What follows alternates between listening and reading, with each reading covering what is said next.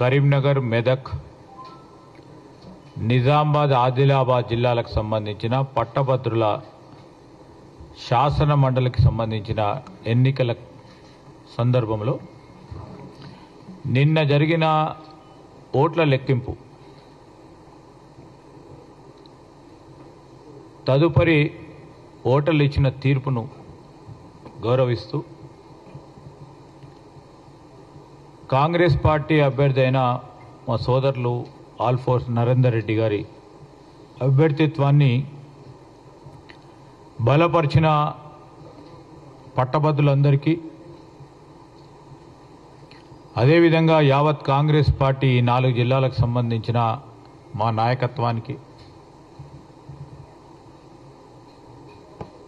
క్రియాశీలకంగా పనిచేసిన మా కాంగ్రెస్ పార్టీ కార్యకర్తలకి, నాయకులందరికీ హృదయపూర్వకంగా మేము వారికి కృతజ్ఞత తెలియజేస్తా ఉన్నాం. ఫలితం ఏమొచ్చినా కానీ కాంగ్రెస్ పార్టీకి సంబంధించి క్రియాశీలకంగా అభ్యర్థిని గెలిపించాలని ఆలోచన చేసిన ప్రతి ఒక్క కార్యకర్తకి మేము కృతజ్ఞతలు తెలియజేస్తూ ఉన్నాం. ఈ సందర్భంలో మేము తెలియజేసింది ఒకటి స్పష్టంగా కనబడతా ఉంది. పార్లమెంట్ ఎన్నికలకు సంబంధించి ఏ విధంగానైతే బీజేపీతోని మమేకమై బీఆర్ఎస్ నడిచిందో,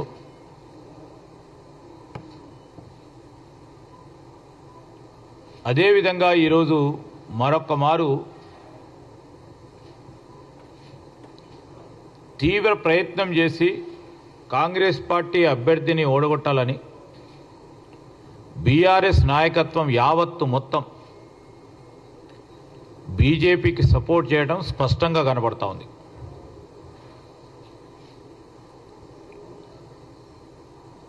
మొదటిగా బీఆర్ఎస్ పార్టీ వారి పార్టీకి సంబంధించిన అభ్యర్థిని నిలబెట్టలే. ఎందుకు నిలబెట్టలే?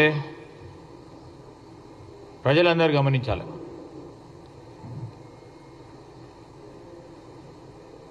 మన రాష్ట్రంలోనే పట్టభద్రులకు సంబంధించి మరి వరంగల్, నల్గొండ, ఖమ్మం జిల్లాలకు సంబంధించిన పట్టభద్రుల శాసన మండలి ఎన్నికల్లో ఆనాడు బీఆర్ఎస్ పార్టీ అభ్యర్థిత్వాన్ని ఖరారు చేసి నిలబెట్టి ముందుకు నడిచింది. అదేవిధంగా వారి పార్టీకి సంబంధించిన సీనియర్ నాయకుడు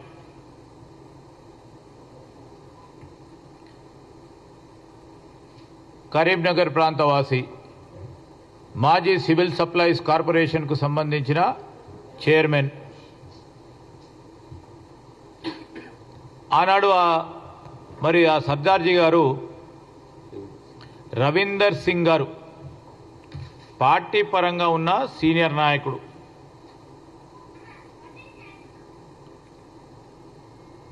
ఆయన నిన్న ఓట్ల లెక్కింపు కార్యక్రమం భాగంలో ఆయనకు వచ్చిన ఓట్లు చూస్తే ప్రత్యక్షంగా స్పష్టంగా టీఆర్ఎస్ పార్టీకి సంబంధించి వారి నాయకత్వం కేసీఆర్ గారు, హరీష్ గారు, కేటీఆర్ గారు ఇచ్చిన ఆదేశానం స్పష్టంగా కనబడతా ఉంది. మొత్తం రవీందర్ సింగ్కు వచ్చిన ఓట్లు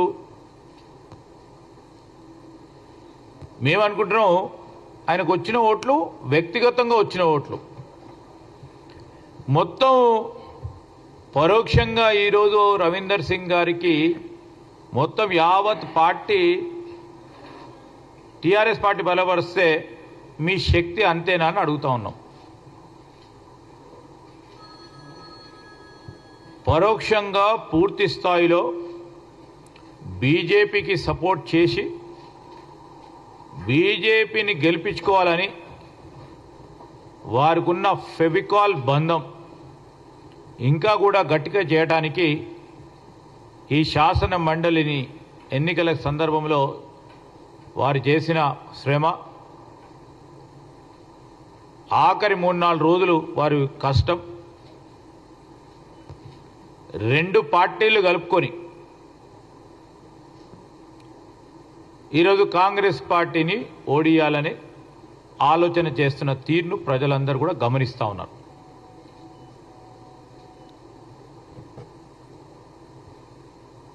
రెండో పక్షాన మేము ఈరోజు చెప్తా ఉన్నాం, ఇట్లా ఎన్నికలు జరుగుతూ ఉన్న సందర్భంలో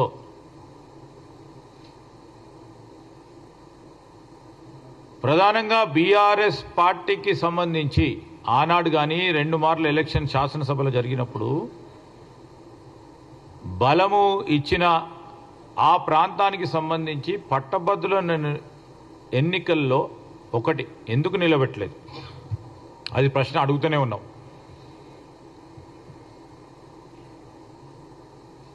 నిలబెట్టలేదు సరి, పరోక్షంగా ఇంత పెద్ద ఎత్తున బీజేపీకి సపోర్ట్ చేయటం జరిగిందా లేదా?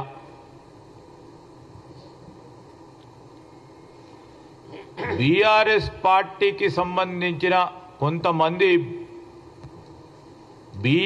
బీజేపీకి సపోర్ట్ చేస్తున్నారు, చేద్దామంటే వారి మధ్యలో మనస్పర్ధలు వచ్చిన మాట వాస్తవమా? భేదాభిప్రాయాలు వచ్చిన మాట వాస్తవమా?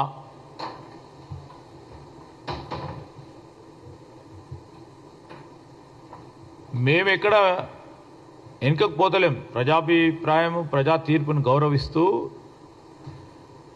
మా గ్రాడ్యుయేట్ సోదరులకు సంబంధించి ఇంకో ప్రక్కన ఉపాధ్యాయ సంఘం, ఉద్యోగ సంఘాలకు సంబంధించి ఒక విజ్ఞప్తి చేస్తూ ఉన్నాం. కానీ విని ఎరగని రీతిలో ఈ రాష్ట్రానికి సంబంధించిన యువత, ప్రధానంగా గ్రాడ్యుయేట్ సోదరులకు సోదరిమణులకు ఉపాధి కల్పించాలని ఆలోచన చేస్తూ 1 సంవత్సర కాలంలో 56,000 ఉద్యోగాలు అందించిన తర్వాత, అదేవిధంగా వారికిన్న పట్టభద్రులకు సంబంధించిన నైపుణ్యాన్ని పెంచాలని క్రియాశీలకంగా ఈ రాష్ట్ర ప్రభుత్వం, ముఖ్యమంత్రి గారు నైపుణ్యానికి సంబంధించిన స్కిల్స్ యూనివర్సిటీని ఏర్పాటు చేసి భావితరాలకి సంబంధించిన మన యువతకు సంబంధించిన దిశను అందించే ప్రయత్నం చేస్తూ ఉన్నాం. ఇంకో ప్రక్కన ఉపాధ్యాయ సోదరులకు సోదరిమణులకు ఎప్పుడు లేని విధంగా ట్రాన్స్ఫర్లు కానీ, ప్రమోషన్లు కానీ, డిఎస్సి నియామకాలు కానీ 317 జీవోకు సంబంధించి రాష్ట్ర ప్రభుత్వ పరిధిలో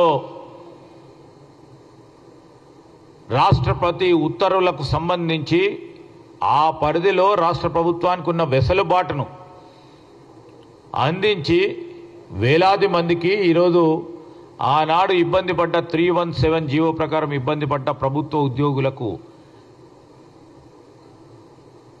న్యాయం చేసే కార్యక్రమంతో పాటు ఒకటి తర్వాత ఒకటి చేస్తూ ఉన్న తరుణంలో తప్పకుండా ఇంకా కూడా చేయాలి, చేసే క్రమంలో ముందుకు నడవాలని మీరు ఆలోచన చేస్తే తప్పకుండా చేసి ముందుకెళ్తాం. ఒక స్ఫూర్తిదాయకమైన ఆలోచన